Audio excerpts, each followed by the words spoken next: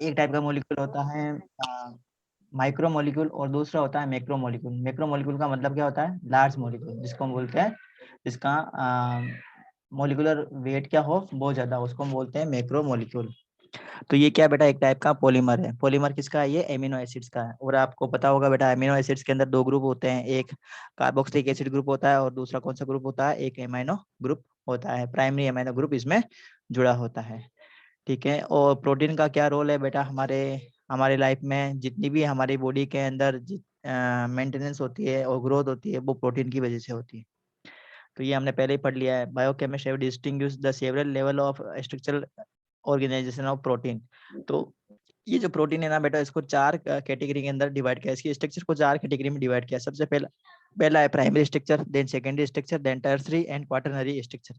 तो इनको चार कैटेगरी में डिवाइड किया है। ये देखो आप बेटा, ये जो स्ट्रक्चर दिखाई दे रही है आपको, प्राइमरी स्ट्रक्चर एक सबसे सिंपलेस्ट टाइप की स्ट्रक्चर। इसमें अमीनो एसिड आपस में जुड़े हुए पेप्टाइड बॉन्ड से एक लॉन्ग चेन लाइक स्ट्रक्चर बना रहे हैं। ऐसी स्ट्रक्चर बन रही है जिसमें ऐसा लग रहा है जैसे माला के अंदर मोती पिरोते हैं, एक के पीछे एक के पीछे एक जुड़े हुए रहते हैं। ये सारे क्या बेटा? ये अमीनो एसिड्स हैं। सारे अमीनो एसिड्स एक के पीछे एक जुड़कर ये क्या बना लेते हैं? लॉन्ग स्ट्रक्चर बना लेते हैं। इसका मोलिकुलर वेट क्या होता है? बहुत ज्यादा होता है। ये है सिंपलेस्ट स्ट्रक्चर, इसको बोलते हैं प्राइमरी स्ट्रक्चर ऑफ प्रोटीन।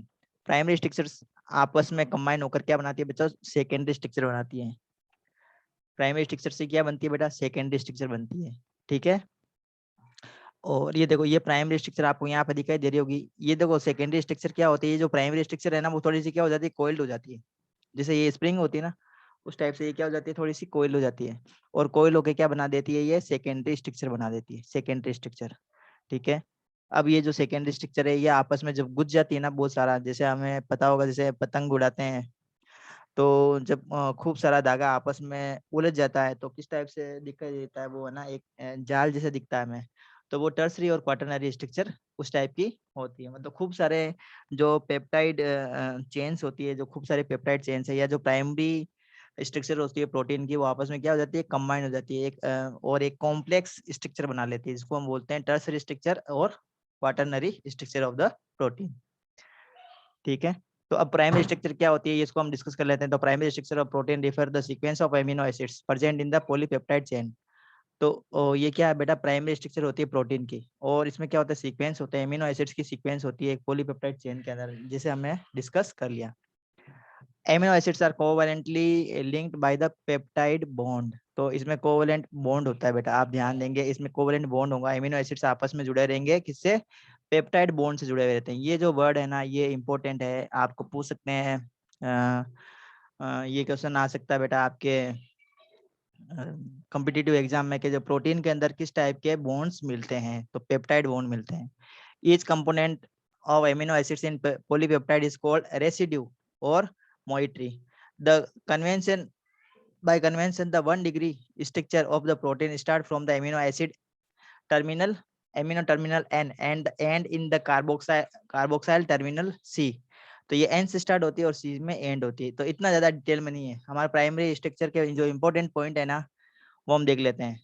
ठीक है। तो ये आप देख लीजिए बच्चों, ये प्राइमरी स्ट्रक्चर के कुछ इंपॉर्टेंट पॉइंट्स है। इसके इंपॉर्टेंस है क्या, क्यों जरूरी है प्राइमरी स्ट्रक्चर। ठीक है। उसके बाद में हम पढ़ेंगे बेटा secondary structure of the protein, very very important. जो सेकेंडरी स्ट्रक्चर है ना, सेकेंडरी स्ट्रक्चर को हमने, देखो ये सेकेंडरी स्ट्रक्चर के ये इतने सारे पार्ट होते हैं, जैसे अल्फा हेलिक्स है, बीटा प्लेटेड है, बैंड शीट्स है, नॉन रिसेप्टिव रिपीटेटिव स्ट्रक्चर है, और सुपर सेकेंडरी स्ट्रक्चर है। तो इसमें आप लोग आप लोगों को पढ़ना alpha helix and beta pleated structure. Alpha helix structure क्या होती है? अल्फा हेलिक्स और बीटा प्लेटेड जो स्ट्रक्चर है, वो किसमें मिलेगी आपको? सेकेंडरी स्ट्रक्चर ऑफ प्रोटीन के अंदर मिलेगी। ये बात आप लोगों को ध्यान देने वाली है बेटा। जो सेकेंडरी स्ट्रक्चर होती है उसमें अल्फा हेलिक्स और बीटा प्लेटेड स्ट्रक्चर मिलती है, ये ध्यान देंगे आप। ठीक है। अब जो बीटा अल्फा हेलिक्स और बीटा प्लेटेड शीट्स किस टाइप की होती है, ये देख लीजिए बच्चों। ये पॉलीपेप्टाइड चेन है, पॉलीपेप्टाइड चेन ऑफ कन्फर्मेशंस। ठीक है।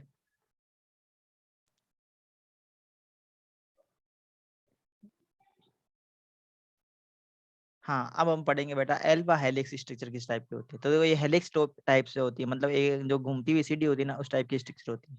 स्पाइरल स्ट्रक्चर है, सबसे पहले तो स्प्रिंग जैसी होती है, टाइटली पैक्ड। और ये जो पैकिंग होती है वो किससे होती है? ये पेप्टाइड बॉन्ड से इनकी पैकिंग होती है। साइड चेन एक्सटेंडेड आउटवर्ड्स, और ये एमिनो एसिड्स पर टर्न होता है 3.6, और इसका जो पिच है वो 5.4 एंगस्ट्रम होता है। ठीक है, ये पिच का मतलब आप इसे मान सकते हैं इसका डायमीटर। ठीक है, तो ये इस टाइप की स्ट्रक्चर होती है, इसको बोलते हैं अल्फा हेलिक्स स्ट्रक्चर। आपने इस टाइप की स्ट्रक्चर डीएनए में भी देखी होगी, तो वही स्ट्रक्चर है बेटा, इसको हम बोलते हैं alpha helix structure of DNA. ठीक है, फिर ये है बेटा बीटा बीटा प्लेटेड शीट। तो बीटा प्लेटेड शीट ऐसी होती है जिससे ना कागज होता है ना, कागज को हम खूब सारे फोल्ड बना ले, कागज में खूब सारे हम क्या बना ले? फोल्ड बना ले, तो इस टाइप की स्ट्रक्चर मिलेगी आपको। तो इसी को हम क्या बोलते हैं बेटा? बीटा प्लेटेड शीट कहते हैं। तो बीटा प्लेटेड शीट के अंदर क्या है देखो, form when two or more polypeptide lines up side by side. तो दो पॉलीपेप्टाइड जो लाइंस है ना वो साइड बाय साइड रहती है। ये देखो, ये एक पॉलीपेप्टाइड चेन है, ये एक पॉलीपेप्टाइड लाइन है, और ये दूसरी वाली पॉलीपेप्टाइड लाइन है। दोनों के बीच में भी एक बॉन्ड है देखो। ठीक है, दोनों साइड में रहती है, एक दूसरे की साइड में रहती है।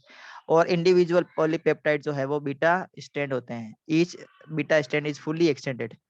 तो ये दो टाइप के होते हैं बेटा, देखो पैरेलल होगा और एंटी पैरेलल होगा। तो इतना अब डिटेल में नहीं ध्यान देना है। तो आपको अभी सिलेबस के अकॉर्डिंग ये है कि आपकी बीटा प्लेटेड स्ट्रक्चर और alpha helix structure secondary structure में मिलेगी।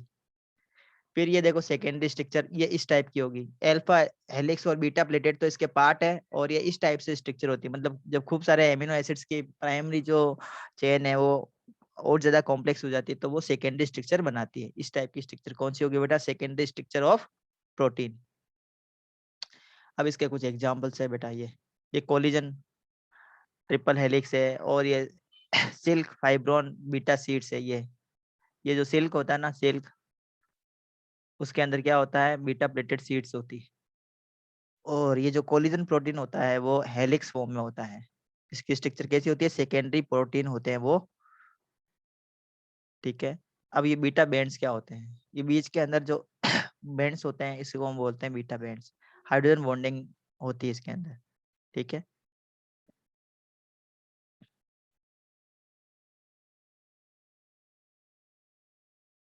हाँ अब हम पढ़ लेंगे बच्चों टर्सरी स्ट्रक्चर ऑफ प्रोटीन। ये है tertiary structure of protein. Tertiary structure में क्या होगा बेटा? दो या दो से ज्यादा जब ना चेन्स, सेकेंडरी की चेन्स आपस में कंबाइन हो जाती है ना और एक कॉम्प्लेक्स स्ट्रक्चर बना लेती है, तो उसी को हम क्या बोलते हैं? Tertiary structure of protein. क्या कहते हैं उसको हम? Tertiary structure of protein. ठीक है, तो tertiary structure is the three dimension confirmation of the polypeptide. तो ये थ्री डायमेंशन स्ट्रक्चर होता है किसका? पॉलीपेप्टाइड चेन का थ्री डायमेंशन स्ट्रक्चर होता है, जिसको हम बोलते हैं tertiary structure of protein. The common feature of protein tertiary structure reveal much about the biological functions of the protein and their evolutionary origins. The functions of the protein depends on its tertiary structure. If it is disturbed, it loses its activity. तो ये कुछ इसका features दे रखे हैं। तो ये है बेटा देखो tertiary structure. Tertiary structure secondary structure से आपस में वो ज्यादा कोइल हो जाएगी तो टर्सरी स्ट्रक्चर बनाएगी।